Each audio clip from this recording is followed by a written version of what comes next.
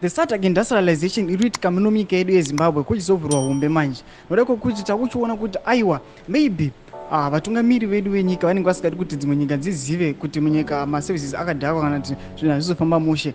Tinoona kuti aiwa pane mashoko anonopesana anoonekwa kuti zvinotaurwa naGeneral Chiwenga kune dzimwe nyika nezviri kuuya zvichionekwa nevanhu mamwe mahead of states ari kupinda muno munyika nemaeconomist vachiona zviri kusiyana. Zvanapinda mashoko abuda achibuditsiwa panapa neThe Studio 7 notibva wasubscribe wolike wotina on the bell icon. Tichipinda paendo pavo painhu yakamira kudai vanyora vachiti the African Development Bank says poor railway infrastructure crippling businesses in the Southern African Development Community region. But Vice President Constantino Chiwenga says all is well and Zimbabwe is a safe and attractive investment destination. Panapa ndo nawo irikubuda pano kuti awa General Chiwenga vari kunoti aiwa Zimbabwe it is the safest destination. All is well and Zimbabwe is attractive.